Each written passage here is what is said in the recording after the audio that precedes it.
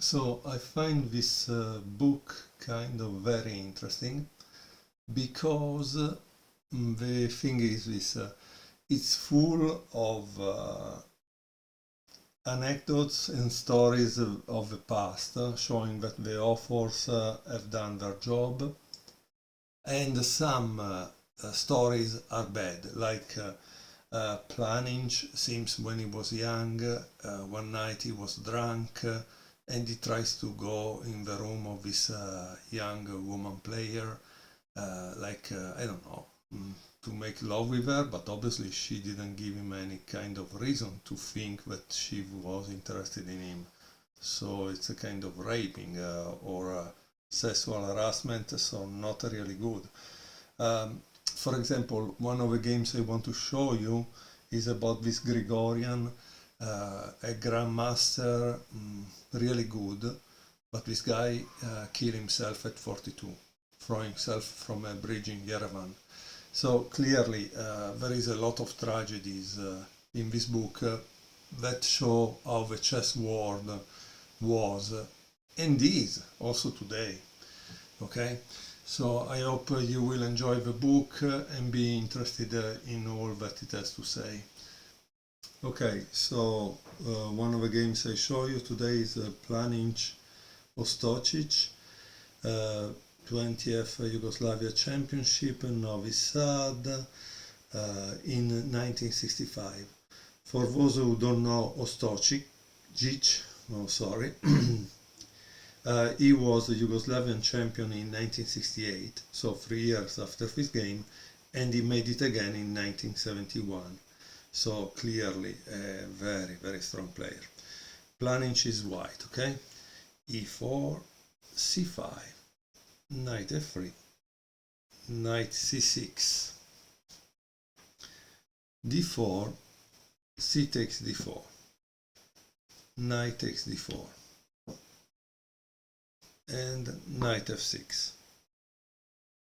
knight c3, d6, bishop c4.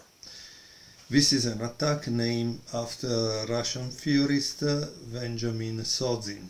The move with the bishop to c4 is very logical, as on the diagonal a2, g8, it stares at the black king all the time and threatens him in many variations. On the other hand, the bishop on c4, or after retreating to b3, is exposed and becomes the target of the opponent's attacks. Planinc loves the bishop c4 setups very much and uses them often. e6, bishop b3.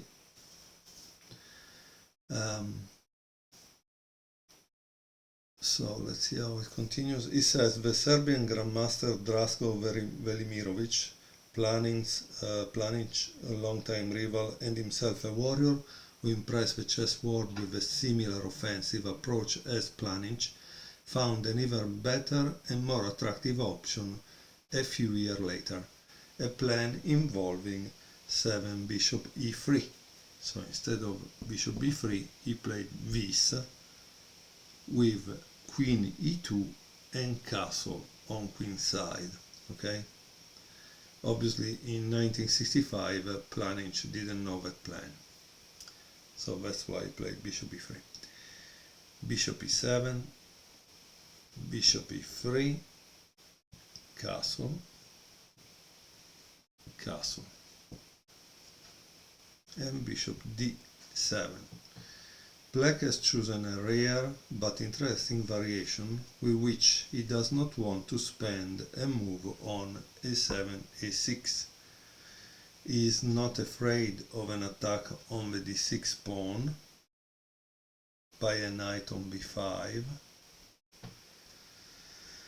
and himself plans to exchange on d4 and set up a bishop on c6. So he wants to exchange on d4 and put the bishop here, from where he would endanger the e4 pawn, and at the same time prepare activity on the queen side with b5 and a5. Therefore, white cannot afford to wait, but must take action immediately.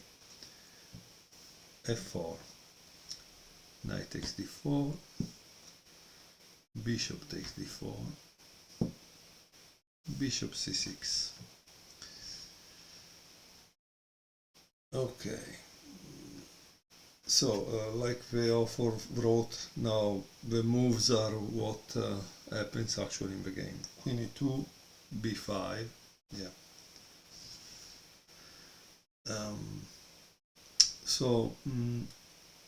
Here it says the author that you don't want to take this to lose this. It makes sense because a side pawn is not as important as a central one, okay? But let's see what he played. So it seems that in the game it was played rook a d1, but after this game nobody played it again, and all they played was knight b5. So that's interesting. Let's see this variation, because he said clearly that the pawn e4 was not to be lost, but then this is what happens. Knight b5.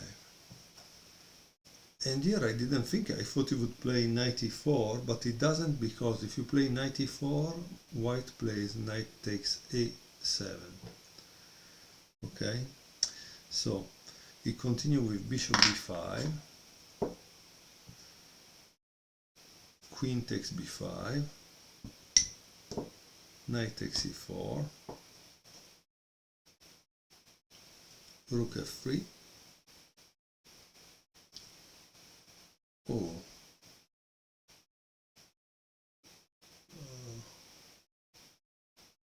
sorry, I made a mistake, it's not rook f3, sorry. After this and that is f5, f5 is the move, e5, bishop e3, bishop g5, and here black easily equalized, he says.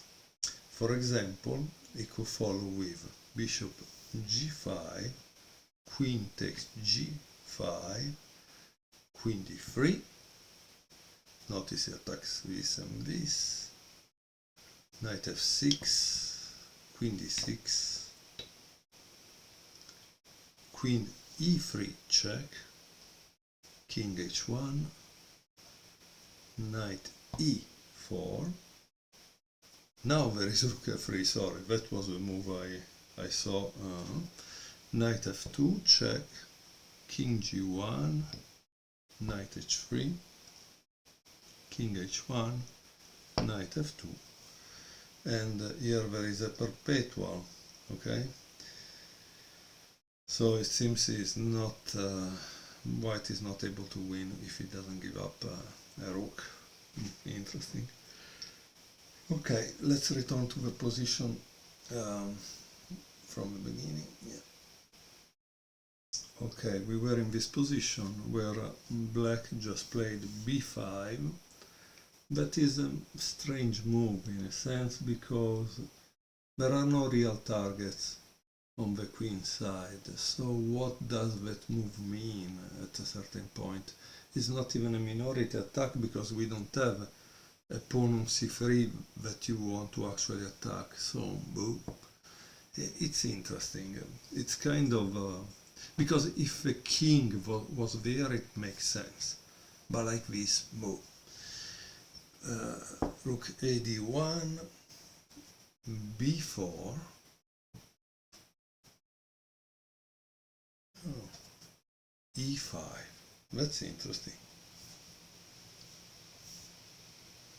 b takes e3, e takes f6, bishop takes f6,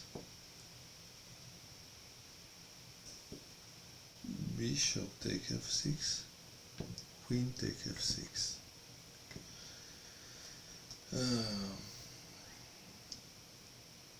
And it seems that for the computer it was better to take with a g pawn.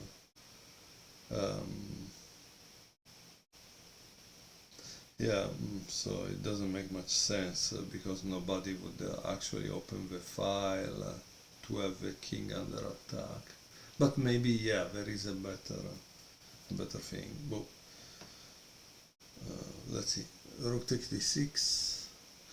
Because so you don't lose the pawn d6. That's why he prefer that. Rook a c8.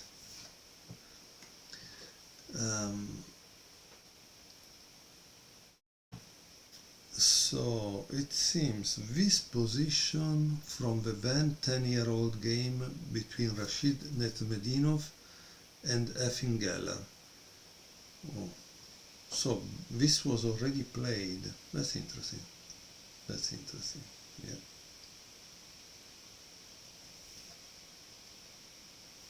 F5.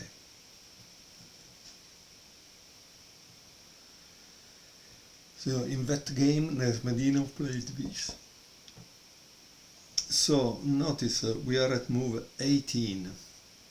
Move 18. So I guess if this was really a game played between Netsmedinov and Geller that was a top theoretician of Sicilian, I guess they should have played these moves pretty fast. I mean, 18 moves, it's a lot, huh? F5. And here Ostojic made a mistake. What would you play if you were black? Try to guess a little because this is interesting. It seems the right move was Queen e7, but Ostojic played Queen g5. Okay? And here there is an explanation of why it's the wrong move. But luckily,